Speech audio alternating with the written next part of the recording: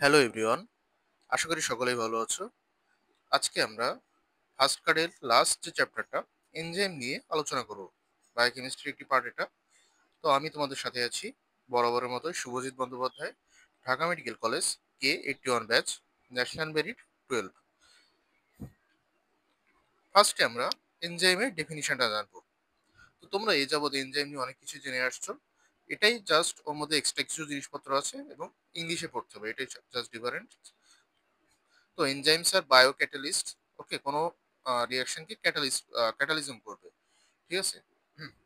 Produce by living sales, মানে কি, দেহে যে লিভিং সেলস গুলো আছে সেইগুলাই এনজাইমকে প্রডিউস করবে to catalyse biochemical reactions. Okay, তাহলে এনজাইমস আর bio catalyst produced by living cells to catalyse biochemical reactions. তো এটা কি করছে? Accelerate the rate of chemical reaction, but itself remains chemically unchanged at the end of reaction. তার মানে কি, enzyme কিন্তু নিজে কখনো রিয়াকশনের মাধ্যমে চেঞ্জ হয় না, এটা জাস্ট কেমিক্যাল রিয়াকশনের রেটটাকে ইনক্রিজ করে।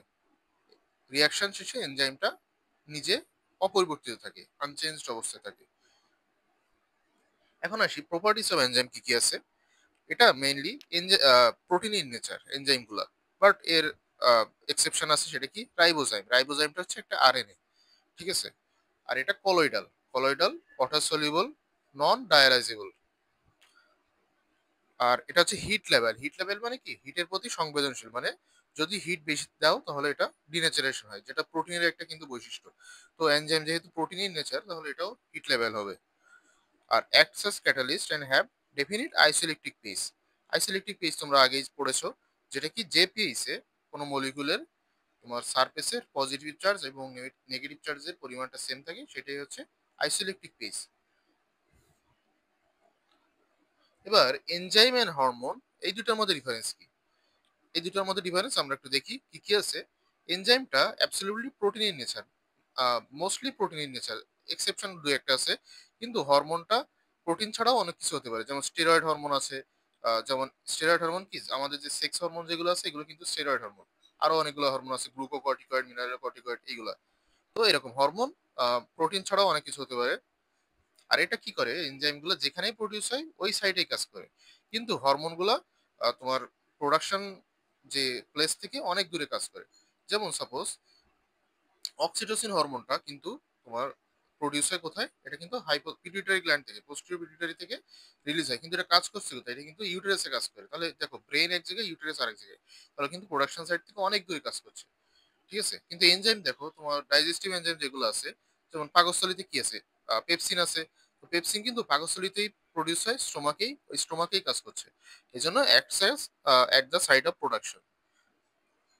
আর এটা যেহেতু তোমার ব্লাডের মাধ্যমে এটাকে যাওয়া লাগে না, যেখানে প্রডিউস হয় ওইখানেই করে। আর এটা কিন্তু ওই যে অ্যাকশন সাইডে ব্লাডের মাধ্যমে যাওয়া লাগে। আর এটা ক্যাটালাইটিক অ্যাক্টিভিটি থাকে, আর এটা রেগুলেটরি অ্যাক্টিভিটি। এবার আসি ক্যারেক্টারিস্টিক অফ এনজাইম অ্যাক্টিভিটি, মানে এনজাইম যে কাজটা করে সেই কাজের ক্যারেক্টারিস্টিক কি। এনজাইম কোনো রিয়াকশন স্টার্ট করে না, আবার কোনো রিয়াকশন এন্ডও করতে পারে না, ঠিক আছে।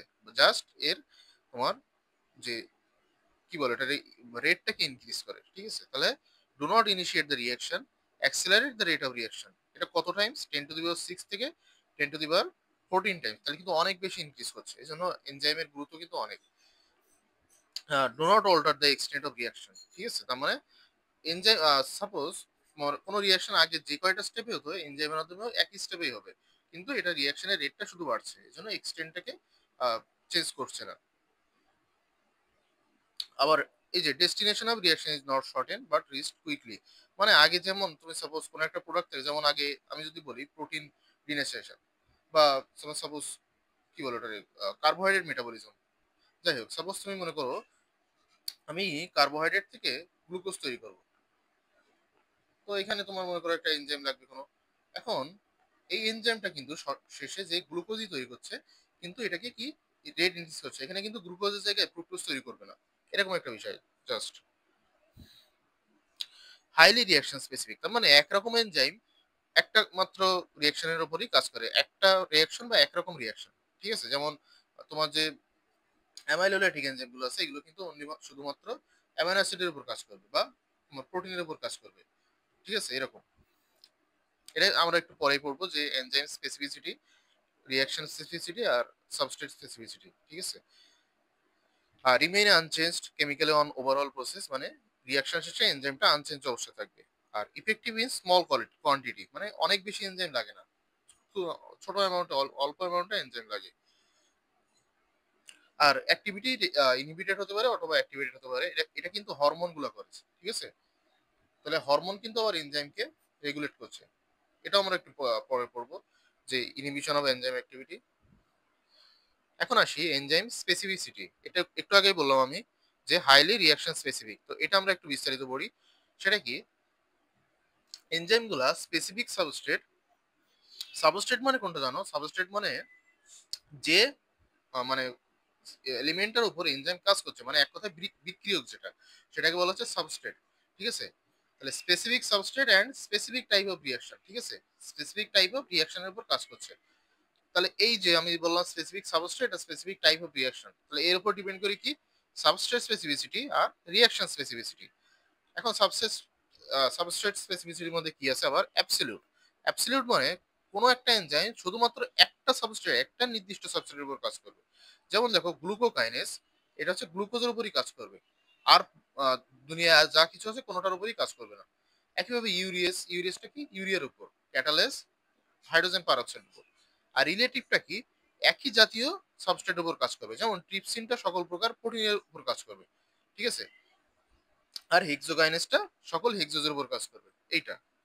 আর রিঅ্যাকশন স্পেসিফিসিটি মানে কি, কোনো একটা নির্দিষ্ট রিঅ্যাকশনে কাজ করবে, ঠিক আছে? যেমন আমরা একটু পরে তোমার এনজাইমের ক্লাসিফিকেশন পড়বো, সেখানে দেখবো হাইড্রোলেস, পারক্স, কি বলে, লাইএজ, লাইগেস, এগুলো আছে, এগুলো বিভিন্ন একটা স্পেসিফিক রিঅ্যাকশনের উপর কাজ হচ্ছে। এখন এটার ইম্পর্টেন্সটা কি, আমরা এই যে স্পেসিফিসিটি, তার মানে দেখো এটা কি, তোমার সাপোজ আমার বডির মধ্যে গ্লুকোজ আছে, তারপর তোমার হাইড্রোজেন পারঅক্সাইড আছে, ঠিক আছে? এখন সাপোজ আমার বডি যেখানে গ্লুকোজ আছে সেখানে আমার ইউরিয়েজ আছে, ইউরিয়েজ এনজাইম, তাহলে কি আমার গ্লুকোজটার কোনো অসুবিধা হচ্ছে? না, কারণ আমার গ্লুকোজের উপর অনলি গ্লুকোকাইনেজ কাজ করছে। তাহলে ইউরিয়েজ আর গ্লুকোজ একই জায়গায় থাকতে পারছে। এমনটা যদি হতো যে কোনো এনজাইম আর কোনো প্রোডাক্ট একই জায়গায় থাকতে পারবে না, তাহলে কি হতো, বডিতে কোনো এনজাইমই থাকতো না একসময়। তাহলে একটা বডির একটা অবস্থা খারাপ হয়ে যেত না, কারণ আমার একসময় ইউরিয়া মেটাবলিক ক্যাটালাইসিস করা লাগছে, একসময় গ্লুকোজ লাগছে। তাহলে একসাথে যদি দেখা যাচ্ছে আমার ইউরিয়া ক্যাটালাইজ করা লাগছে, এখন আমার গ্লুকোকাইনেজ সিক্রেট হলো, তাহলে কি তার সাথে ইউরিয়াটাও ক্যাটালাইজ হয়ে যাচ্ছে, তাহলে আমার তখন এনজাইমই আমার বডিতে কোনো থাকা যেত না। এই জন্য স্পেসিফিক হয়ে কি হচ্ছে, তোমার ওটা আমার কাজ করছে না। মানে যেমন একটা জঙ্গলে বিভিন্ন পশু পাখি থাকে, তো সাপোজ বানর আছে আর হরিণ আছে, তাহলে বানর তো নিশ্চয়ই হরিণকে কোনো ক্ষতি করবে না, তাহলে বানর আর হরিণ একসাথে থাকতে পারছে। কিন্তু আর বাঘ আবার ওকে, হরিণকে ক্ষতি করে, তো মনে করি এটা হচ্ছে সেই হরিণ আর এটা সেই বানর, ঠিক আছে? আর এটা হচ্ছে বাঘ, তাহলে হরিণ আর বানর একসাথে থাকতে পারছে। কিন্তু যদি দেখা যাচ্ছে যে বানর আবার হরিণকে ক্ষতি করতো, তাহলে তো এই দুটো একসাথে থাকতে পারতো না।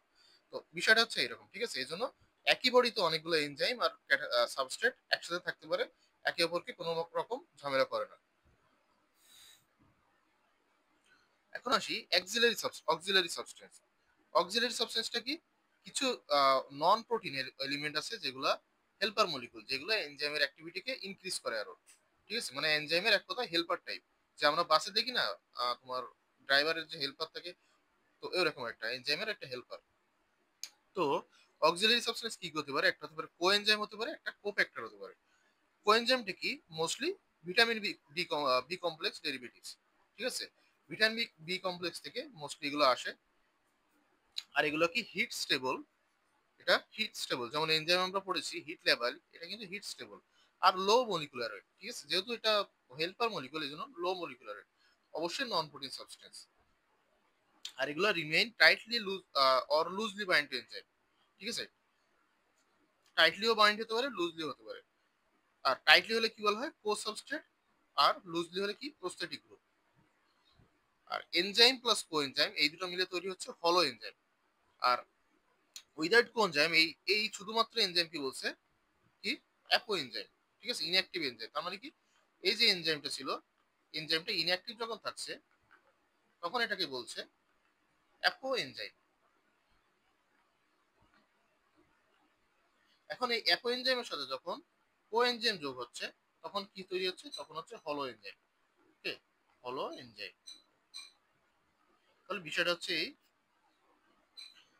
তাহলে এর এক্সাম্পল কি কি আছে? এটা ভিটামিন বি কমপ্লেক্স ডেরিভেটিভ, আমি প্রথমেই বলেছি mostly vitamin B complex derivative.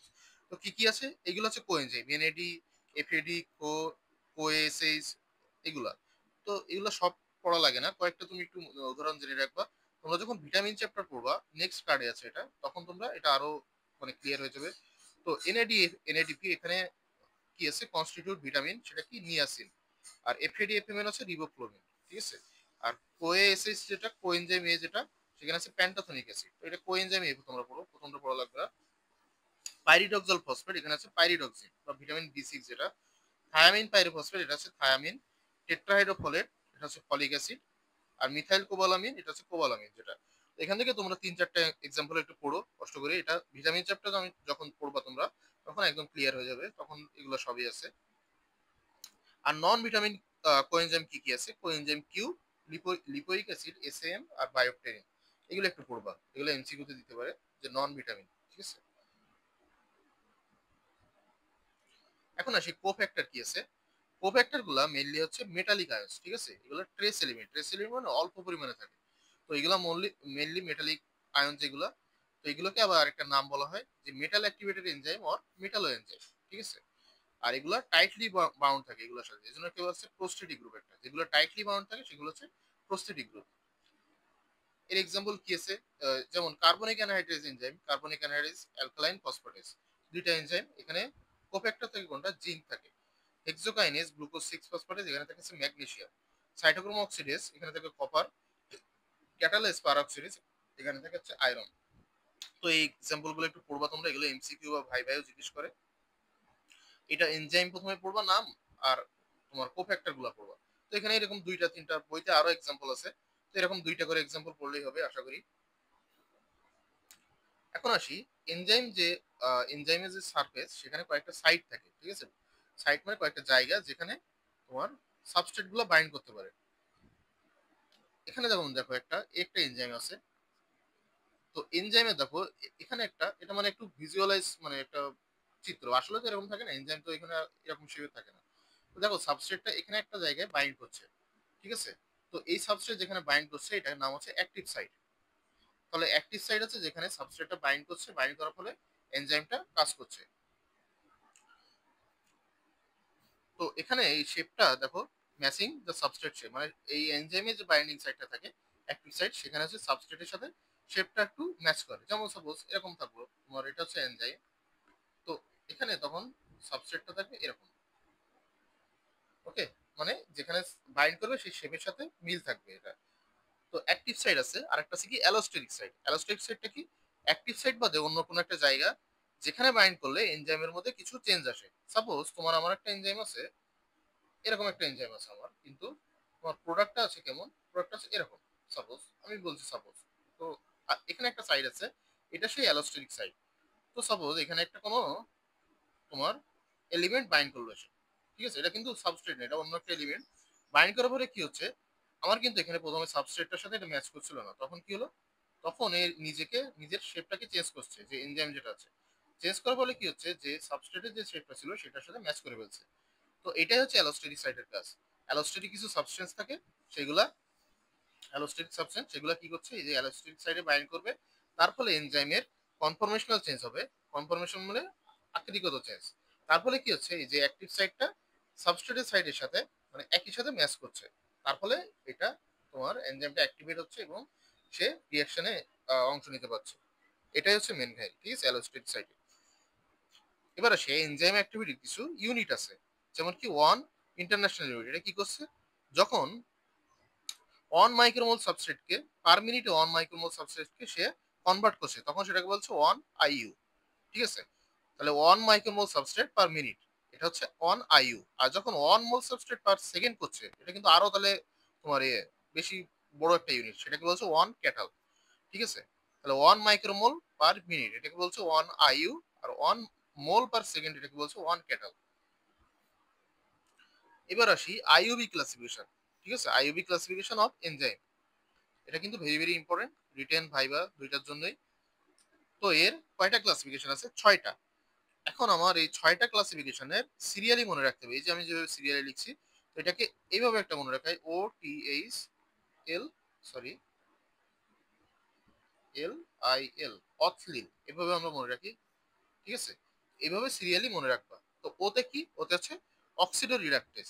অক্সিডো রিডাকটেস মানে কি, অক্সিডেশন প্লাস রিডাকশন, মানে তোমার জারণ বিজারণ যেটাকে বলা হয়। তো এখানে একটা এক্সাম্পল দেওয়া আছে। এখানে দেখো প্রথমে এটা কি ছিল, এই যে জিরো ছিল, এখানে জারণ সংখ্যা হিসাব করে করে তোমরা দেখো এটাই তোমার সরি -2 ছিল।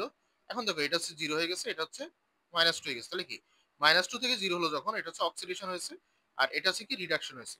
তো এটা হচ্ছে সেই oxido reductase, oxidation reduction reaction যেটা করছে।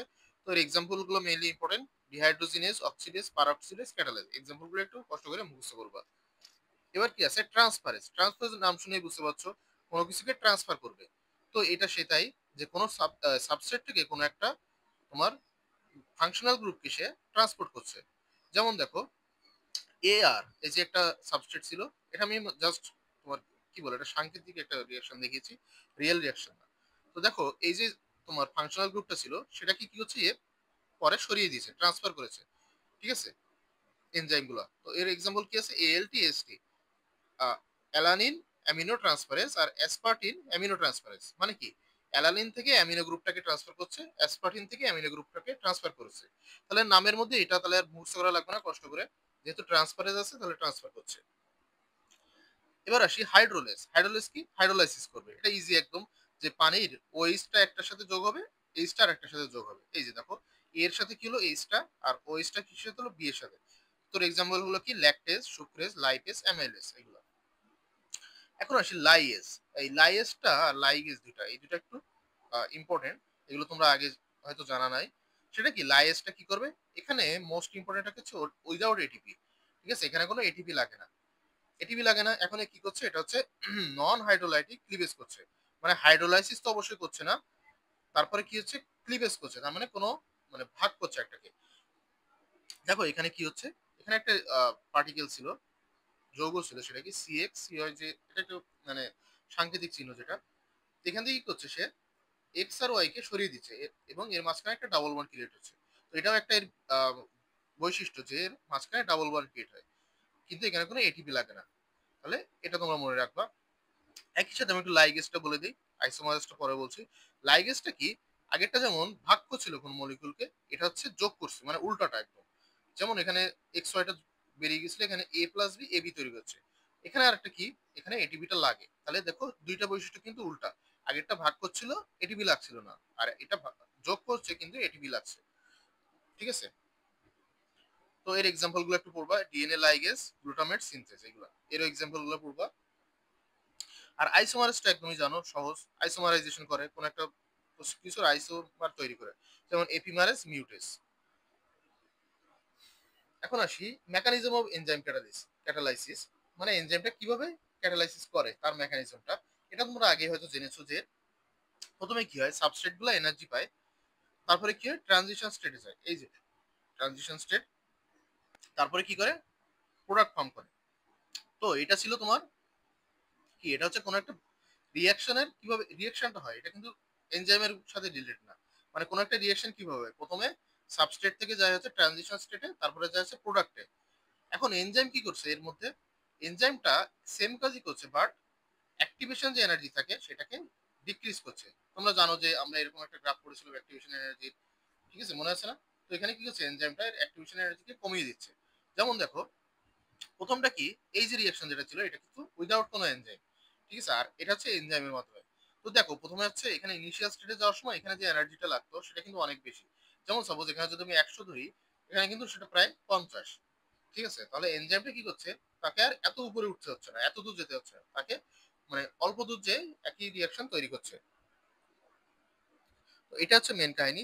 তো তোমার মনে করো একটা দেওয়াল দেওয়া হলো, সেই দেওয়ালটাকে তোমার টপকাতে হবে। তো মনে করো দেয়ালটা অনেক উঁচু, তাহলে তুমি যতই দেয়াল বেয়ে উঠতে চাও তাহলে কিন্তু অনেকক্ষণ লাগবে বা অনেক কষ্ট হবে। এখন সাপোজ তোমার এই দেয়ালটা ওঠার জন্য একটা সিঁড়ি দিল, তো সিঁড়ি দিলে কি তুমি সহজে উঠতে পারবা। এখন তুমি কিন্তু এখানে কাজ একই করছো, একটা দেয়ালকে টপকাচ্ছ, অন্য পাশে যাচ্ছ। তো এই সিঁড়িটাই হচ্ছে এনজাইম তোমার। তো এখানে কোনো ইকুইলিব্রিয়ামকে অল্টার করে না, যখন যে স্টেজে ইকুইলিব্রিয়াম আগে তৈরি হওয়ার কথা ছিল এখনো সেই স্টেজেই হবে। এখন আসি factors affecting enzyme activity. Enzyme অ্যাক্টিভিটিতে কি কি ফ্যাক্টর ইফেক্ট করে। ফার্স্ট অফ অল আছে টেম্পারেচার। টেম্পারেচার যখন ইনক্রিজ করে, এই গ্রাফটাকে একটু খেয়াল করো, তো এখানে আমরা দেখতে পাচ্ছি এই বরাবর আমরা টেম্পারেচার নিয়েছি, এক্স অ্যাক্সিস বরাবর টেম্পারেচার, ওয়াই অ্যাক্সিস বরাবর ভেলোসিটি। তো এখানে দেখা যাচ্ছে টেম্পারেচার যখন ইনক্রিজ করছে আমাদের আস্তে আস্তে একটা ফিক্সড টেম্পারেচারে যাওয়া পর্যন্ত আমাদের ভেলোসিটিটা ইনক্রিজ করছে এনজাইমের। এই যে ফিক্স, তখন একটা টেম্পারেচারে যে এটা ম্যাক্সিমাম হচ্ছে, তারপরে কি হচ্ছে আবারও কমে যাচ্ছে এটা। তো এই যে ফিক্স যে ভেলোসিটিতে এনজাইম, যে পয়েন্টে মানে যে টেম্পারেচারে ভেলোসিটি ম্যাক্সিমাম ছিল সেটাকে বলা হচ্ছে অপটিমাম টেম্পারেচার।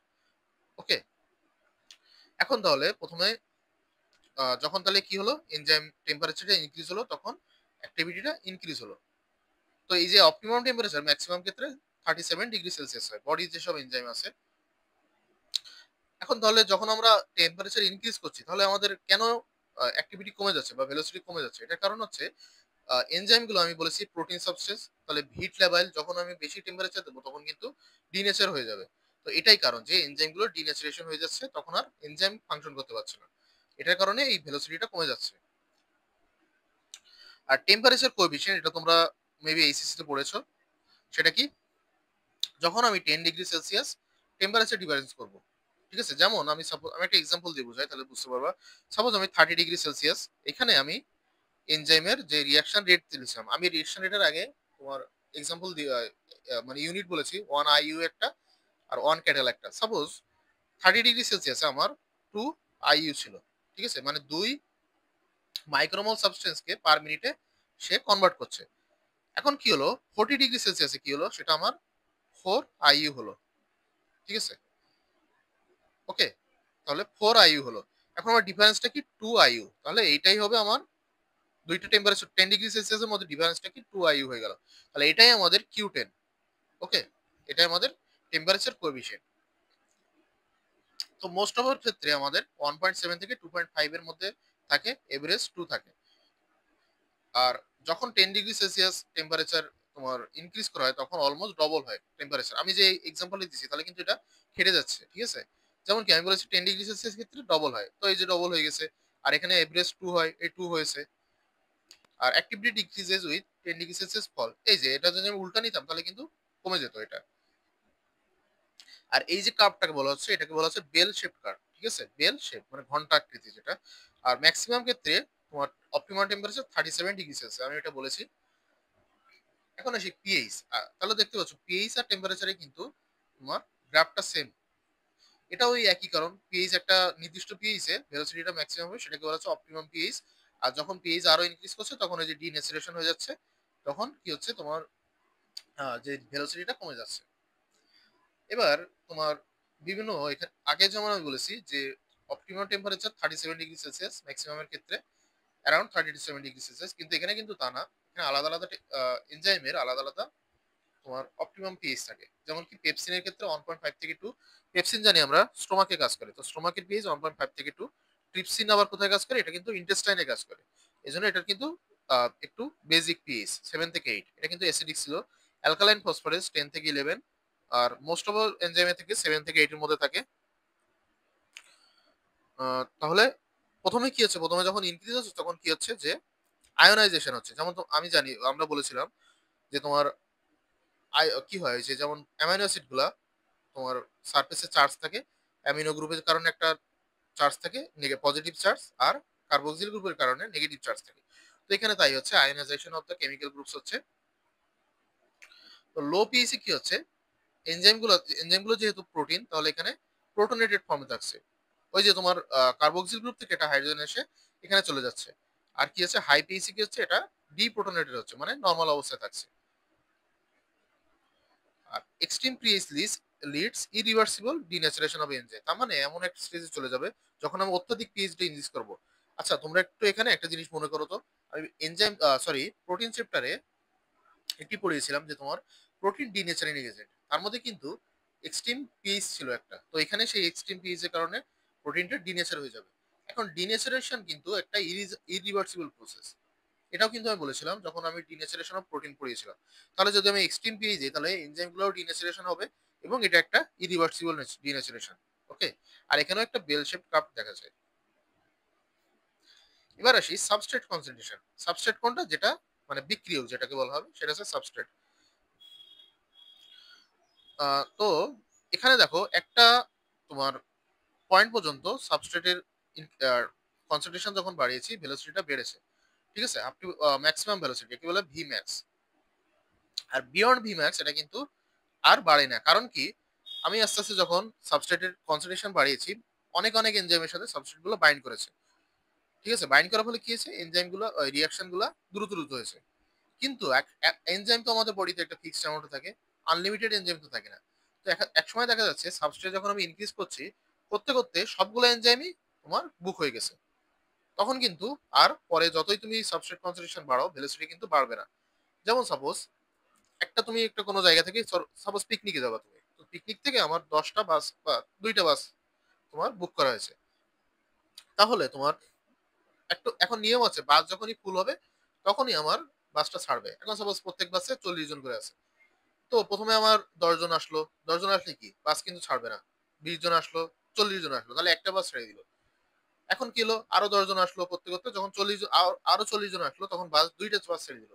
তাহলে কি এই সময় যখন 80 জন হলো আমার ফুল তখন কিন্তু 2টা বাস ছেড়ে দিয়েছে, তাহলে কিন্তু পিকনিকের জন্য আমার ভেলোসিটিটা আরো বেড়ে গেছে, মানে পিকনিক হওয়ার টাইমটা আরো বেড়ে গেছে। কিন্তু এখন যদি আমি 80 জনের জায়গায় আমি যদি 100 জন আনি, আরো 20 জন এক্সট্রা আমি আনি, তাহলে কি আমার আর আর বাস তো আমার কাছে নাই, আছে, তাহলে তো কি তারপরে আর বাড়বে কখনো? না, তারপরে কিন্তু আর বাড়বে না। তো এটাই হচ্ছে একই ঘটনা, এখানে এই বাসটা হচ্ছে কি এনজাইম, আর তোমার যে মানুষজন ছিল এটা হচ্ছে সাবস্ট্রেট। আশা করি বুঝতে পারছো, একটা উদাহরণ দিয়ে বুঝিয়েছি ভালোভাবে। এখন আসি একটা জিনিস মাইকেলিস কনস্ট্যান্ট কে এম যেটা, এটা হচ্ছে কি Michaelis constant substrate concentration at which enzyme activities half of Vmax, তো সেটাকে বলা হচ্ছে মাইকেলিস কনস্ট্যান্ট বা কে ম্যাক্স। তার মানে যখন আমি সাপোজ সাবস্ট্রেট কনসেন্ট্রেশন বাড়াতে গেলাম, বাড়াতে বাড়াতে কি হলো একসময় আমার ভিম্যাক্সটা পেয়ে গেলাম, ঠিক আছে, ভিম্যাক্সটা আমার সাপোজ 4 মিটার পার, সরি এখানে তো মিটার হবে না, এখানে মোল পার সেকেন্ড, সাপোজ 4 মোল পার সেকেন্ড আমি পেয়ে গেলাম। ওকে, তাহলে আমার হাফ ভিম্যাক্সটা কত 2 মোল পার সেকেন্ড। তো সাপোজ এইখানে আমার ছিল সেই 2 মোল পার সেকেন্ড।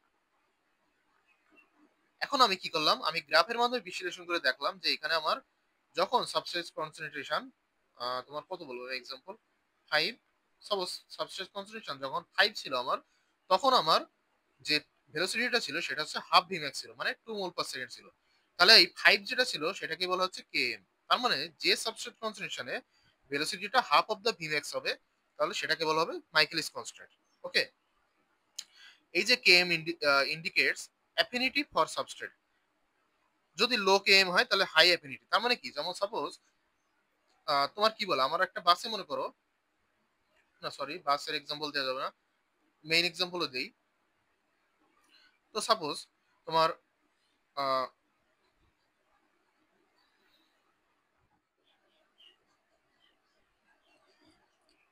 এখন দেখো আমার সাপোজ কেএমটা ফার্স্টে আমার ছিল 5, ঠিক আছে, কেএম আমরা হিসাব করছি। আমি একটা ক্ষেত্রে হিসাব করলাম সেক্ষেত্রে হচ্ছে কেএমটা 5, আর একটা ক্ষেত্রে হিসাব করলাম কেএমটা 10। তাহলে আমার 5 মানে কি আমার সাবস্ট্রেট কনসেন্ট্রেশন 5, সাপোজ 5 কত গ্রাম পার, এটা যে ইউনিট হচ্ছে এখানে দেয়নি যদিও, সাপোজ 5 মোল যেটা আমি বলি, যাই হোক 10 মোল এটা। এখানে কি হচ্ছে তোমার, তো এখানে 5 মানে কি তোমার 5 মোল সাবস্ট্রেটটা এর সাথে বাইন্ড করছে, আর এখানে 10 মোল সাবস্ট্রেটটা বাইন্ড করছে। তাহলে যদি আমার কম থাকে তার মানে কি তোমার এনজাইমের একটা বাইন্ডিং ক্যাপাসিটি নির্দিষ্ট, তাই না, সাপোজ সে বাইন্ড করতে পারবে তোমার কি বলো ওটা 12টা সাবস্ট্রেটকে বাইন্ড করতে পারবে কোনো একটা এনজাইম। তো যখন আমার 5 মোল বাইন্ড করছে তখন মানে কি পাঁচটা, সাপোজ 5টা বাইন্ড করছে আমার সাবস্ট্রেট, তখন কি তার আরো অ্যাফিনিটি আছে না, আরো অনেকগুলো সাবস্ট্রেটের সাথে বাইন্ড করতে পারবে। কিন্তু 10টা যখন হয়ে যাচ্ছে তখন কিন্তু তার অ্যাফিনিটিটা কমে যাচ্ছে। যখন 5টা বাইন্ড করলো তখন আরো 7টা বাইন্ড করতে পারবে, আর যখন 10টা করলো তখন আর 2টা বাইন্ড করতে পারবে। তাহলে যখন লো কেএম হচ্ছে তখন কি আমার হাই অ্যাফিনিটি না, আরো বাইন্ড করতে পারছে সে। কিন্তু যখন হাই কেএম হচ্ছে তখন কি লো অ্যাফিনিটি, তখন কম সংখ্যক আর বাইন্ড করতে পারবে। তো এটাই হচ্ছে কাহিনী, ঠিক আছে। এখন দেখো আহ, তো এটাকে কম্পেয়ার করা যায় এনজাইম এফিসিয়েন্সির মাধ্যমে। ওকে, আর এটা এটা একটা কি শেপের গ্রাফ, এটা হচ্ছে হাইপারবোলিক কার্ভ, ঠিক আছে, হাইপারবোলিক কার্ভ। এখন আসি এনজাইম কনসেন্ট্রেশনে। তো এনজাইম কনসেন্ট্রেশন এটা একদম একটা লিনিয়ার গ্রাফ। সেটা কি যতই তুমি এনজাইম কনসেন্ট্রেশন বাড়াবা ততই তোমার ভেলোসিটিটা বাড়বে। ভেলোসিটি ছিল, ওকে, এটা একদমই ইজি। এবার আসি প্রোডাক্ট কনসেন্ট্রেশন। প্রোডাক্ট কনসেন্ট্রেশন যখন এটা কিন্তু উল্টো হবে, এই যে এনজাইম কনসেন্ট্রেশনের গ্রাফটা যেমন তার হচ্ছে উল্টো হবে। তার কারণ কি, প্রোডাক্ট তোমার যতই বাড়বে, তুমি সাপোজ দেখো কোনো একটা জায়গায় যদি পপুলেশন অনেক বেড়ে যায় তাহলে কিন্তু সাপোজ কোনো একটা বাজারের মধ্যে দিয়ে একটা গাড়ি গেল, তখন কিন্তু গাড়ির স্পিডটা কমে যায়। তার কারণ কি, ওখানে কিন্তু মানুষজনের চলাচল বেশি থাকে। তো যখনই তোমার প্রোডাক্টটা বেশি হচ্ছে তখন কি অনেক প্রোডাক্ট কি করে, এই এনজাইমের অ্যাক্টিভিটিকে ইনহিবিট করে। ঠিক আছে, তখন এনজাইমের তোমার ভেলোসিটিটা, এনজাইম রিঅ্যাকশনের ভেলোসিটিটা কমে যায়। তো কি হয়, rate of production formation in this body such a decrease in the reaction to prevent, ওকে। তো তার মানে এক কথায় তোমার কি করছে, এনজাইম যে রিঅ্যাকশনের ভেলোসিটিটাকে কমাচ্ছে। এখন আসি inhibition of the enzyme activity. Enzyme অ্যাক্টিভিটিকে ইনহিবিট কিভাবে করা যায়? তো কি করছে, যেগুলা এনজাইম গুলোকে ইনঅ্যাক্টিভেট করছে, ঠিক আছে, অর ডিক্রিজ দ্য ভেলোসিটি, সেটাকে বলা হচ্ছে কি এনজাইম ইনহিবিটর। আর এই প্রসেসটাকে বলা হচ্ছে এনজাইম ইনহিবিশন। মানে যেগুলো কি করছে, এনজাইমটাকে ইনঅ্যাক্টিভেট করছে এবং এনজাইমের ভেলোসিটিটাকে, যে রিঅ্যাকশনের ভেলোসিটিটাকে ডিক্রিজ করছে, সেগুলোকে বলা হচ্ছে ইনহিবিটর। আর এই প্রসেসটাকে বলা হচ্ছে ইনহিবিশন। তো এনজাইম ইনহিবিশন কয় প্রকার? দুই প্রকার, একটা হচ্ছে রিভার্সিবল আর একটা হচ্ছে ইরিভার্সিবল। রিভার্সিবল আবার দুই প্রকার, একটা হচ্ছে কম্পিটিটিভ আর একটা হচ্ছে নন কম্পিটিটিভ। এখন আমরা আসি যে কম্পিটিটিভটা কি। রিভার্সিবল মানে কি, এক কথায় দেখেই বুঝতে পারছো মানে কি, সেই এনজাইম যদি একবার ইনহিবিট হয়ে যায় তাহলে সেটাকে আবার অ্যাক্টিভেট করা যায় না, সেই ইনহিবিটেড অবস্থায় থেকে যায়। তো কম্পিটিটিভ ইনহিবিটর কি, এখানে যে এটা কম্পিটিটিভ, এর কথার মধ্যে একটা জিনিস বুঝতে পারছো, যে আমাদের যে ইনহিবিটরটা থাকবে সেটা তোমার সাবস্ট্রেটের সাথে কম্পিটিশন করছে। ঠিক আছে, এখানে কি হচ্ছে, যে structural similarity with the substrate, তার মানে কি দেখতে একই রকম, সাবস্ট্রেট যেমন দেখতে ইনহিবিটরও তেমন দেখতে। তাহলে তো এনজাইম একটা কনফিউজ হয়ে যাবে যে আমার এখানে ইনহিবিটর কোনটা, তো সে ভুল করে ইনহিবিটরের সাথে যোগ হয়ে যাচ্ছে। তাহলে কি এখানে structural similarity with the substrate আর compare with the substrate for the same active side of the enzyme, মানে একই অ্যাক্টিভ সাইডেই যোগ হচ্ছে। ওকে, এখানে দুইটা জিনিস মনে রাখবা, যে স্ট্রাকচারাল সিমিলারিটি আর অ্যাক্টিভ সাইড, মানে এটা যে ইনহিবিটর গুলো থাকবে সেটা তোমার সাবস্ট্রেটের সাথে একই স্ট্রাকচারাল সিমিলারিটি থাকবে, প্লাস একই অ্যাক্টিভ সাইডে সে জয়েন করবে, বাইন্ড করবে। ওকে,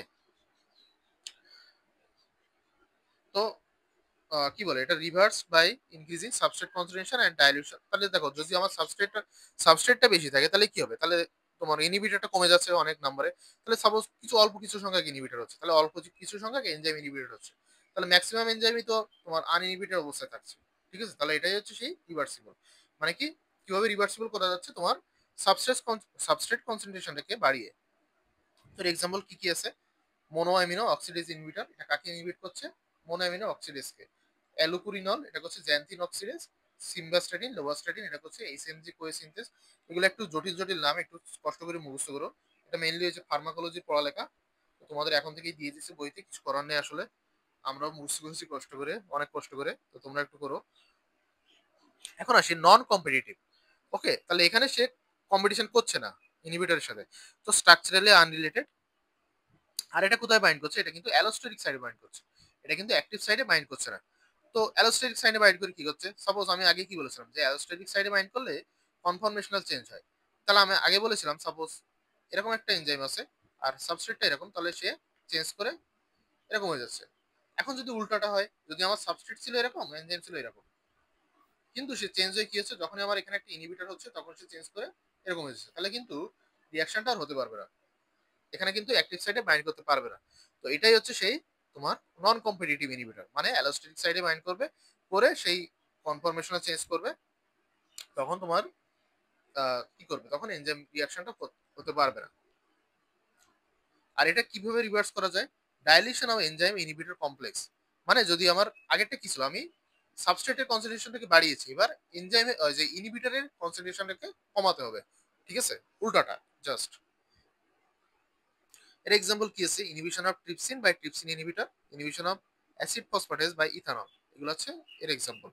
আর ইরিভার্সিবল ইনহিবিটর কি কি আছে, যেটাকে রিভার্সিবল করা যায় না, এটা কিন্তু আবার নন কম্পিটিটিভ, এটা কিন্তু কম্পিটিটিভ হবে না ইরিভার্সিবল গুলা।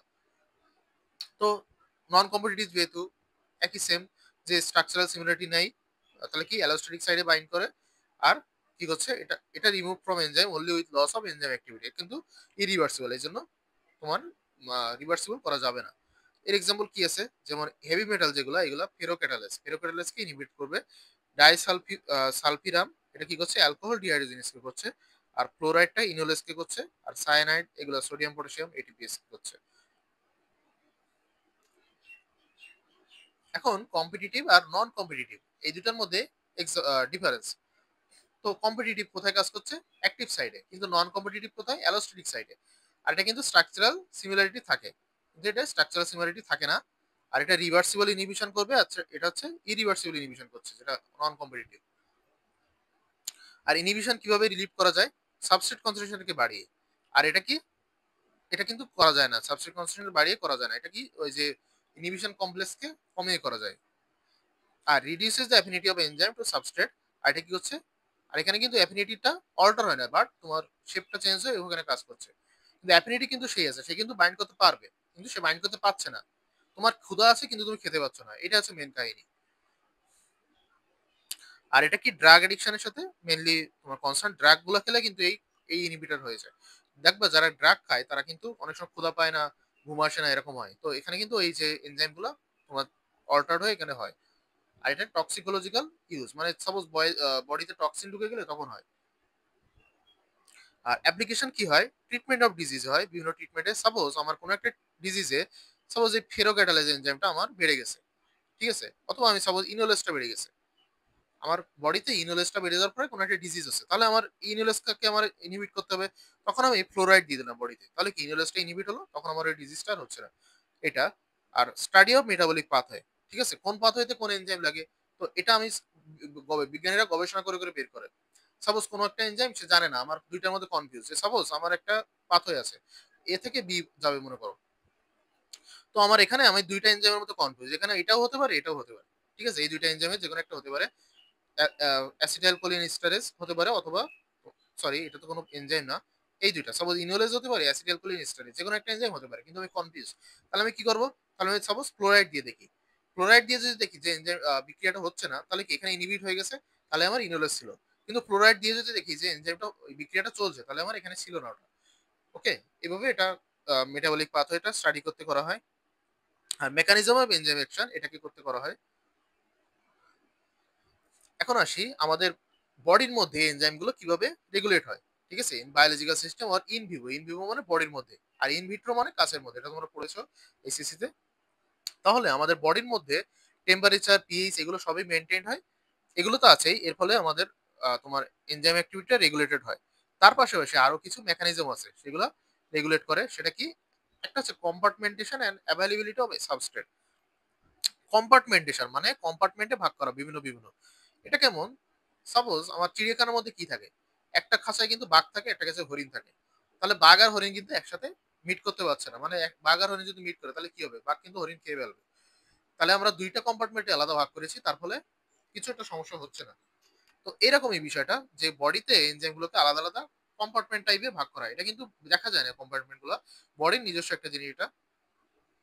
তো regular access of substrate to enzyme, তার মানে ওই যে আমি বললাম যে হরিণগুলো সাবস্ট্রেট আর বাঘটা হচ্ছে এনজাইম।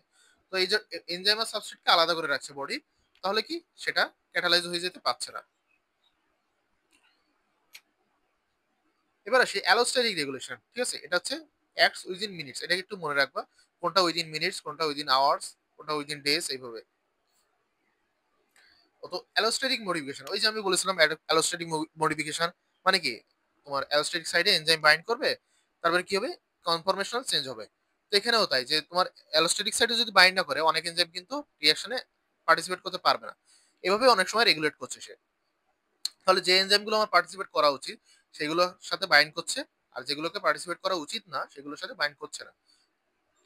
তো এই এক্সাম্পল গুলো একটু পড়বা, citrate synthase acyl carboxylase, increases fatty acid synthesis, এরকম। এবার আসি কোভালেন্ট মডিফিকেশন। কোভালেন্ট মডিফিকেশনটা কি, সাপোজ তোমার আমি একটা উদাহরণ কেমন ভাবে দেবো, বিদেশে যখন মানুষজন জানো বিচে যায় বা রোদের মধ্যে যায়, তখন কি সানস্ক্রিন মাখে তারা। হুম, সানস্ক্রিন না মাখলে অনেক জায়গায় অনেক প্রচুর রোদ থাকে। অথবা আমি আরেকটা ভালো উদাহরণ দিই, তোমার যারা মরুভূমিতে থাকে তারা কিন্তু একটা জুব্বা টাইপ, একটা জুব্বা পরে, জুব্বা একটা পোশাক। এখন এটা কিন্তু না পড়লে তাদের কিন্তু অনেক ক্ষতি হতে পারে। দীর্ঘক্ষণ যদি তুমি রোদে এক্সপোজ হয়ে থাকো, তারা মরুভূমিতে তো প্রচুর গরম, তখন কিন্তু তারা ওখানে অনেক মানে স্বাস্থ্যগত জটিলতা সৃষ্টি হতে পারে। তো সাপোজ জুব্বা তুমি যখন পরবা তখনই তুমি মরুভূমিতে যেতে পারবে, জুব্বা না পরলে যেতে পারবে না। তো এখানে সাপোজ এখানেও একই ঘটনা হচ্ছে, কিছু এনজাইম যেমন সাপোজ ফসফোরাইলেশন, কিছু এনজাইম যখন ফসফোরাইলেট হচ্ছে তখনই সে পার্টিসিপেট করতে পারছে, আর যখন ফসফোরাইলেশন হচ্ছে না তখন পার্টিসিপেট করতে পারছে না। আবার অনেক এনজাইম যেগুলো ডিফসফোরাইলেশন হচ্ছে সেগুলো পার্টিসিপেট করতে পারছে, ডিফসফোরাইলেশন না হলে পার্টিসিপেট করতে পারবে না। তো এটা হচ্ছে কোভালেন্ট মডিফিকেশন। মানে ফসফোরাইলেশন হলে তো এটা তো একটা কোভালেন্ট রিঅ্যাকশন হচ্ছে, কোভালেন্টলি বন্ড করছে ফসফেটটা, এই জন্য এটাকে বলছে কোভালেন্ট মডিফিকেশন। তো এখানে ওই যে জুব্বা যেটা আমি বললাম, সাপোজ এটা একটা ফসফেট গ্রুপ তোমার সাথে কোভালেন্টলি মডিফাই করছে, এইভাবে এই এই এক্সাম্পলটা একটু বুঝলে তুমি বুঝতে পারবা। তো এর এক্সাম্পল কি আছে, যেমন গ্লুকোজ সিনথেস, গ্লুকোজ সিনথেস যখন ডিফসফোরাইলেটেড হবে তখনই এটা কাজ করতে পারবে, তাছাড়া কাজ করতে পারবে না। আর গ্লাইকোজেন ফসফেট ফসফোরাইলেজ এটা কি করছে, যখন ফসফোরাইলেটেড হচ্ছে তখনই কাজ করতে পারছে। তো আশা করি বুঝতে পারছো, এক্সাম্পলটা একটু মাথায় রাখো আর এর সাথে একটু মিলাই দেখো। এবার আসি induction and depression of enzyme. Induction and depression মানে কি, ইন্ডাকশন মানে কি উদ্দীপনা দেওয়া বেশি বেশি, আর ডিপ্রেশন মানে দাবিয়ে রাখা, মানে এখানে হচ্ছে মেনলি সিনথেসিস অফ এনজাইমটাকে রেগুলেট করা হয়। তো সাপোজ আমার যখন এনজাইমটা লাগবে তখনই শুধুমাত্র সিনথেসিস করবে, যখন লাগবে না তখন সিনথেসিস করবে না, তাহলে এটা কোনো আমাদের বডিতে ক্ষতি করতে পারছে না। ওকে, যেমন দেখো ইনসুলিন যেটা, দেখো ইনসুলিন, ইনসুলিন কি করছে, যখন আমরা বেশি বেশি খাবার খাচ্ছি ইনসুলিন কিন্তু গ্লুকোজ যে অক্সিডেশনটাকে বাড়াবে। ঠিক আছে, এখন যদি আমার নর্মাল অবস্থায় গ্লুকোজ অক্সিডেশন হয়ে যেত, ইনসুলিন সবসময় বেশি বেশি সিক্রেট হচ্ছে, তখন কিন্তু আমাদের বডিতে কোনো গ্লুকোজ থাকতো না, তখন কিন্তু আমরা একটা গ্লুকোজ ডেফিসিয়েন্সিতে ভুগতাম, আর আমাদের বডিতে এনার্জি কমে যেত। কিন্তু কি হচ্ছে, যখনই আমরা মিল খাচ্ছি, মানে আমাদের বডি যখন গ্লুকোজ বেড়ে যাচ্ছে তখনই শুধুমাত্র ইনসুলিনটা সিক্রেট হচ্ছে, তাহলে যে এক্সট্রা গ্লুকোজটা আমরা খেয়েছি সেটাকেই অক্সিডেশন করছে, আমাদের বডিতে যেগুলো আছে নর্মালি লাগবে সেগুলোকে কিন্তু অক্সিডেশন করছে না, তাহলে আমাদের এনার্জি মিটটা পূরণ হয়ে যাচ্ছে। ওকে, বুঝতে পারছো আশা করি। আর ফিডব্যাক ইনহিবিশন, আমরা যে পজিটিভ ফিডব্যাক নেগেটিভ ফিডব্যাক পড়েছি, এখানে কি হচ্ছে, কোন একটা এন্ড প্রোডাক্ট যখন সৃষ্টি হচ্ছে, মানে যে উৎপাদ যেটা, উৎপাদ সৃষ্টি হচ্ছে যেটা রিয়াকশনের, তখন সেই এন্ড প্রোডাক্টটা এনজাইমকে ইনহিবিট করছে। যেমন সাপোজ আমি এ প্লাস বি, এখান থেকে সি তৈরি হলো আর একটা এনজাইম ছিল, এই সিটাই এই ই কে ইনহিবিট করছে, তখন আর এই রিয়াকশনটা হতে পারছে না। এটা হচ্ছে ফিডব্যাক ফিডব্যাক ইনহিবিশন। যেমন কোলেস্টেরল, কোলেস্টেরল কি করছে, এইচএমজি Koi রিডাক্টেসকে, cholesterol সিনথেসিসে এইচএমজি Koi reductase এনজাইমকে inhibit করছে। মানে কোলেস্টেরল সিনথেসিস যখন হয় তার একটা রিঅ্যাকশনে এক পর্যায়ে এইচএমজি কোয়ে রিডাক্টেস লাগে, এখন কোলেস্টেরল যখন তৈরি হয়ে যায় তখন এই এনজাইমকেই সে বাধা দিচ্ছে। ওকে, অ্যাক্টিভেশন অফ ইনঅ্যাক্টিভ এনজাইম, তোমরা জানো আমাদের বডিতে জাইমোজেন যেটা অনেক এনজাইম থেকে ইনঅ্যাক্টিভ ফর্মে, ইনঅ্যাক্টিভ এনজাইমকে বলা হয় জাইমোজেন, যেমন কি ট্রিপসিনোজেন, পেপসিনোজেন। যখন এই ট্রিপসিনোজেন পেপসিনোজেন তৈরি হচ্ছে এটা কিন্তু আমাদের বডিতে কোনো কাজ করতে পারছে না, এটা যখনই অ্যাক্টিভেট হচ্ছে তখনই কাজ করতে পারছে। অ্যাক্টিভেশনের জন্য আবার অনেক জিনিস লাগে, যেমন পেপসিনোজেনের কি লাগে, অ্যাসিড লাগে, এইচসিএল লাগে। তো এইভাবে এটা তাহলে অ্যাক্টিভ, যেহেতু ইনঅ্যাক্টিভ ফর্মে সিক্রেট হচ্ছে এটা আমাদের বডিতে কোনো ক্ষতি করতে পারছে না। এখন আসি প্রিন্সিপালস অফ ক্লিনিক্যাল এনজাইমোলজি। এনজাইমোলজি মানে এনজাইম রিলেটেড যে বিজ্ঞান পড়ালেখা যেটা, মানে এটা কি মেইন কথা কি, how and why enzymes can be used clinically for the welfare of patient, মানে এনজাইমগুলোকে পেশেন্টের ওয়েলফেয়ার, আমরা যেহেতু ডাক্তার আমরা এনজাইম কি জন্য পড়বো, এটাই আছে এটা মেইন এনজাইমোলজি। আমাদের এনজাইম পড়ার কারণ কি, পেশেন্টের কিভাবে আমরা এটা কাজ করছে সেটা।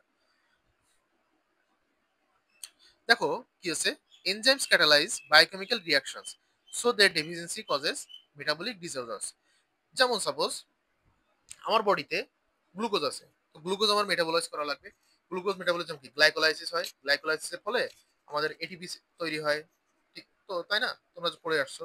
এখন যদি আমার গ্লুকোজ মানে এখানে আমার কয়েকটা এনজাইম লাগে, যেমন পিএফকে ওয়ান ফসফোফ্রুক্টোকাইনেজ ওয়ান একটা এনজাইম লাগে। তো যদি আমার ফসফোফ্রুক্টোকাইনেজ ওয়ান যদি না থাকে তাহলে কি আমার গ্লাইকোলাইসিস হতে পারবে, পারবে না, তখন কি আমাদের কিন্তু এটিপি সিনথেস হচ্ছে না, তখন আমাদের অনেক রোগ ব্যাধি হবে। তো এইভাবে যদি এনজাইমের ডেফিসিয়েন্সি হয় তাহলে মেটাবলিক ডিসঅর্ডার হতে পারে। এবার আসি, enzyme distribution shows tissue and intercellular location specificity. হ্যাঁ, এটা তো আমরা জানি যে তোমার কি, যেমন টিপসিন এটা কোথায় কাজ করবে, এটা কিন্তু তোমার তোমার স্টোমাকে কাজ করছে, সরি টিপসিন না, পেপসিন, পেপসিনটা স্টোমাকে কাজ করছে।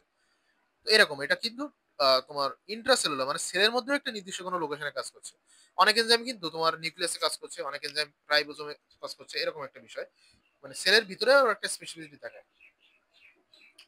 তো এনজাইম অ্যাক্টিভিটি কি হয় যে তোমার ইনহিবিট করা যায়, ইনহিবিট করলে কি হয় আমি একটু আগে বলেছিলাম যে ডিজিজ ট্রিটমেন্টে ইউজ করা হয়। সাপোজ কোনো একটা এনজাইমে ইনোলেসটা বেড়ে গেছে আমার কোনো একটা ডিজিজের ক্ষেত্রে, ইনোলেসটার ফলে কোনো একটা ডিজিজ হচ্ছে, তাহলে আমরা ফ্লুরাইড ইউজ করবো, ফ্লুরাইডটা ইনোলেসকে ইনহিবিট করছে, এটাই মেন কাহিনী। আর enzymes can be commercially produced via biomedical engineering, হ্যাঁ এটা তো আমরা জানি এনজাইমগুলো কিন্তু কৃত্রিমভাবে তৈরি করা যায়। এখন এটা আসে, এটা কিন্তু ইম্পর্টেন্ট অনেক। প্লাজমাতে আমাদের দুই টাইপসের এনজাইম থাকে, একটা কি ফাংশনাল এনজাইম, আর একটা হচ্ছে non functional enzyme. Functional enzyme মানে কি, যেটা প্লাজমাতে সবসময় আছে, সবসময় প্রেজেন্ট আছে। এটা কোথা থেকে আসে, এটা হচ্ছে লিভার থেকে আসে আর আদার টিস্যুস থেকে আসে। কিন্তু নন ফাংশনাল যেগুলো, এগুলো কিন্তু প্লাজমাতে নর্মালি থাকে না। এগুলো কি, এগুলো সেলের মধ্যে থাকে। যখনই আমাদের কোনো ডিজিজ অর সেল ইনজুরি হয় তখনই আমাদের তোমার এই এনজাইমগুলো প্লাজমাতে আসে। তাহলে ফাংশনাল এনজাইমের এক্সাম্পল কি, থ্রম্বিন, প্লাজমিন, লিপোপ্রোটিন, লাইপেজ। আর নন ফাংশনাল এক্সাম্পল কি, ALT, ST, LP, CPK, LDS. LT মানে alanine amino transferase, aspartine amino transferase, ঠিক আছে। সিপিকে সাইক্লোপেন্টানো কিটোজোসেরল ভুলে গেছি আমি। এখন আসো ক্লিনিক্যাল ইম্পর্টেন্স অফ এনজাইম, এনজাইমের ক্লিনিক্যাল ইম্পর্টেন্স। তাহলে কি, এনজাইম ডেফিসিয়েন্সি কজেস ডিজিজ, যেমন ল্যাকটোজ ইনটলারেন্স। ল্যাকটোজ ইনটলারেন্স তোমরা জানো যে অনেক সময় কি হয়, কোনো একটা বাচ্চাকে, তাকে যে মায়ের দুধ খাওয়ানো হচ্ছে, ব্রেস্ট মিল্ক যেটা, তখন কি হচ্ছে সেই বাচ্চাটা তোমার বমি করছে বা অন্যান্য অনেক জিনিসপত্র দেখা যাচ্ছে। তো এটাকে বলা হচ্ছে ল্যাকটোজ ইনটলারেন্স, মানে অনেকে দুধ জাতীয় যখন খাবার খায়, দুগ্ধ জাতীয়, তখন কি হয়, এটা শুধু যে বাচ্চাদের না, বড়দেরও হতে পারে, বাচ্চারাই তো বড় হবে একসময়। তো তখন কি হয়, তারা যখনই মিল্ক প্রোডাক্ট খায় কোনো, তখনই তাদের বদহজম হয়, তারপরে তোমার পাতলা পায়খানা হয়, এরকম বমি হতে পারে। এটাকে বলা হচ্ছে ল্যাকটোজ ইনটলারেন্স। এটা ল্যাকটেজ এনজাইমের ডেফিসিয়েন্সির কারণে হচ্ছে। ল্যাকটেজটা কিন্তু মিল্ক জাতীয়, ল্যাকটোজ যেটা, ল্যাকটোজ কিন্তু মিল্ক সুগার, যেটা মিল্ক সুগারটাকে তোমার ডাইজেস্ট করছে। তো এটা যেহেতু ল্যাকটেজ এনজাইমটা যখন থাকছে না, তখনই ল্যাকটোজ ইনটলারেন্স হচ্ছে। একইভাবে হিমোলাইটিক অ্যানিমিয়া, এটা কিসের কারণে হচ্ছে, গ্লুকোজ 6 ফসফেট ডিহাইড্রোজিনেস। এটা তোমরা পরবর্তী মেটাবলিজম চ্যাপ্টারে পড়বা, এগুলো একটু পড়ো। গ্লাইকোজেন স্টোরেজ ডিজিজ, এরকম। ডায়াগনস্টিক টুল মানে কোন একটা ডিজিজে কি হয়, একটা স্পেসিফিক এনজাইমটা বেড়ে যায়। এখন আমরা বডিতে যদি মেপে দেখি যে সেই এনজাইমটা বেড়ে গেছে, তাহলে আমরা মনে করবো যে তার ওই ডিজিজটা হতে পারে। যেমন দেখো, লিভার ডিজিজ হলে কি হয়, ALT, AST, ALP alkaline phosphatase. তো এএলটি, এএসটি, এএলপি এই তিনটা এনজাইম লিভার ডিজিজের ক্ষেত্রে বেড়ে যায়। তাহলে সাপোজ আমি একটা কোনো পেশেন্টের ব্লাড স্যাম্পল নিলাম, তখন সেখানে মেপে দেখলাম যে আমার এএলটি পরিমাণটা অনেক ইনক্রিজ করছে, তখন আমি কি নেবো, ধরে নেবো, তখন আমি ধরে নেবো তার লিভারে কোনো ডিজিজ আছে। ওকে, ক্লিয়ার। একইভাবে ইসকেমিক হার্ট ডিজিজে কি হয়, সিপিকে, এলডিএস, এএসটি এগুলা ইনক্রিজ করে। Prognostic tool of disease, prognostic মানে হচ্ছে উন্নতি, কোনো একটা ডিজিজের উন্নতি হচ্ছে কিনা। যেমন সাপোজ, এটার এক্সাম্পল আমি দেই, জন্ডিস হলে কি হয়, জন্ডিস হলে এএলটি বাড়ে, এএসটি বাড়ে, ঠিক আছে। জন্ডিস যেহেতু একটা লিভার ডিজিজ, আমি একটু আগে বলেছি এএলটি, এএসটি বাড়বে লিভার ডিজিজে। তো জন্ডিস হলে কি হচ্ছে, আমার এএলটি, এএসটি টা বেড়ে যাচ্ছে। এখন আমার সাপোজ কোনো একটা পেশেন্টের জন্ডিস হয়েছে, আমি এএলটি, এএসটি মেপে দেখলাম তার জন্ডিস হয়েছে। তো তাকে আমি বললাম কি, আপনি 1 মাস আগে, আমি তাকে ওষুধপত্র বিভিন্ন জিনিসপত্র দিলাম, দিয়ে আমি কি বললাম, আপনি 1 মাস পরে এসে আবার ব্লাড টেস্ট করাবেন। ব্লাড টেস্ট করে দেখলাম, প্রথমে আমি সাপোজ এএলটি পরিমাণটা ছিল সাপোজ 10 ইউনিট ছিল। এখন আমি 1 মাস পরে এসে দেখলাম এএলটির পরিমাণটা কি হলো, 5 ইউনিট এসে গেল। তাহলে আমি কি ধরে নেবো বলো তো, কমন সেন্স দিয়ে বলো, তাহলে আমি ধরে নেবো তার জন্ডিসটা কিন্তু আস্তে আস্তে কিওর হয়ে যাচ্ছে। ওকে, এখন আমি যদি মাপতাম যে এএলটির পরিমাণটা আগে ছিল 10, এখন 20 হয়ে গেল, তাহলে কি জন্ডিসটা কিন্তু আরো বেড়ে যাচ্ছে। তাহলে আমার সেই অনুযায়ী আহ, তোমার পদক্ষেপ নিতে হতো, যে সেই অনুযায়ী মেডিসিন দিতে হতো বা অন্যান্য কাজ করতে হতো। ওকে, এখন আসি, এনজাইমগুলোকে বিভিন্ন থেরাপিউটিক টুলের হিসেবে ইউজ করা যায় থেরাপি দেওয়ার জন্য। যেমন কি myocardial infarction, deep vein thrombosis, এই দুটার ক্ষেত্রে কি করা হয়, স্টেপটোকাইনেস, ইউরোকাইনেস, এই দুটো এনজাইম ইউজ করা হয়। এখন আসি, enzyme inhibition is used as therapeutic tool, মানে এনজাইম ইনহিবিশনকে কাজে লাগানো হয় ক্ষেত্রে। যেমন দেখো, peptic ulcer disease, peptic ulcer ডিজিজে কি হয়, তোমার প্যারাইটাল সেল থেকে এইচসিএল টা বেড়ে যায়, রিলিজ বেড়ে যায়, মানে এইচসিএল এর কারণে সিগারেট হয়। তাহলে আমাদের এইচসিএল সিগারেটটা কমাতে হবে। এক্ষেত্রে আমাদের কি করতে হবে, প্যারাইটাল সেলকে, তোমার প্যারাইটাল সেলের যে প্রোটন পাম্প আছে সেটাকে ইনহিবিট করতে হবে। এটা কি করে, ওমিপ্রাজল। ওকে, তোমরা যে তো অনেকে খাও, আগে খেতে হয়তো ডেস্ট্রল খেতে, অনেকে ডেস্ট্রল ওষুধটা, এটা কিন্তু একটা ওমিপ্রাজল গ্রুপের ওষুধ, এরকম। তো গাউট, গাউট মানে কি, গেঁথে বাত। গেঁথে বাতে কি হয়, জ্যানথিন অক্সিডেজ এটাকে ইনহিবিট করা হয়। এটা কি করে, অ্যালুপুরিনল। একইভাবে হাইপার টেনশন এগুলা, হাইপো কোলেস্টেরলিজম এরকম। তো এই ছকটা কিন্তু অনেক ইম্পর্টেন্ট। এটা থেকে অনেক সময় স্যাররা জিজ্ঞেস করে, স্যার ম্যাডামরা, এবার প্লাস রিটেনও আসতে পারে। ওকে, তোমরা একটু এই ছকটা কষ্ট করে পড়বা, যেহেতু এখানে অনেক ডিজিজ প্লাস এনজাইম ইনহিবিটর এগুলো আছে, এগুলো একটু পড়বা। সিম্বাস্টেটিন, লোবাস্টেটিন এগুলো একটু।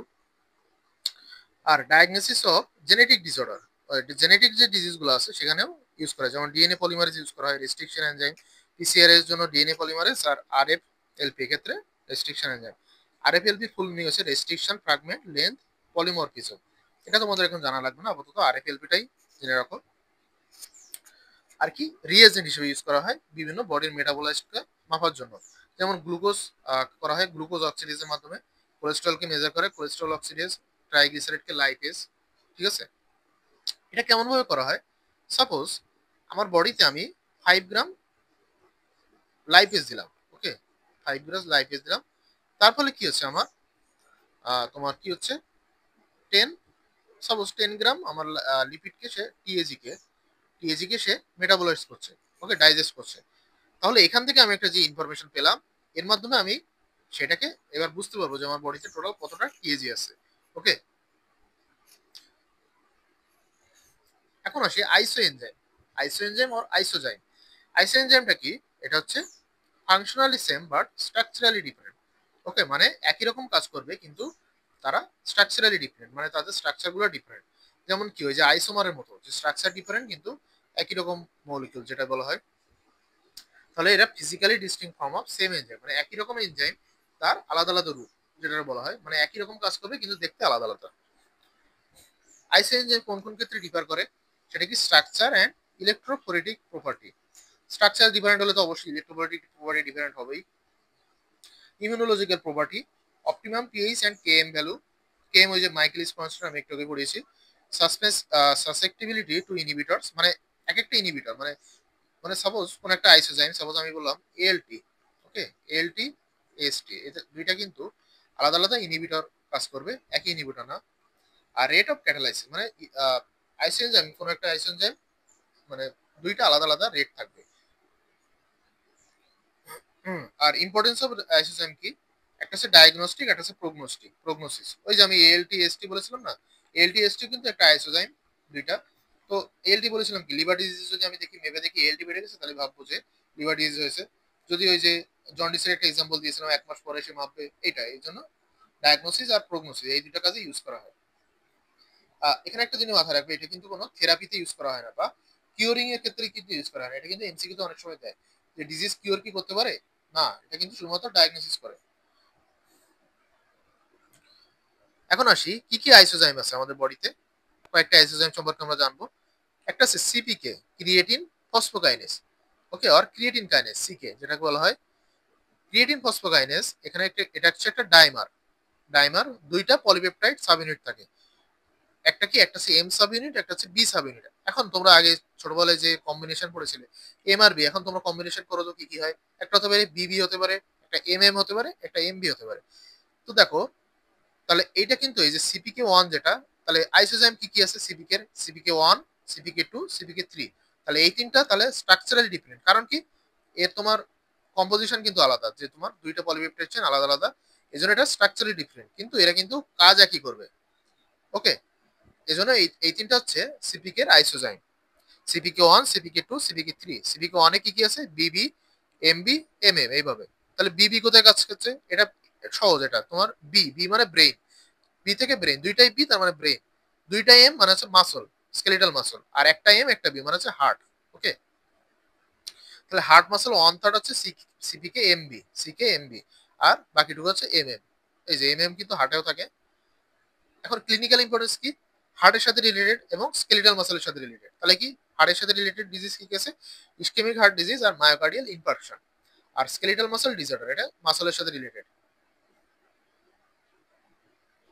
এখন আসি ল্যাকটেট ডিহাইড্রোজেনেজ, এলডিএইচ। এটা আগেটা বলেছিলাম ডাইমার, এটা হচ্ছে টেট্রামার।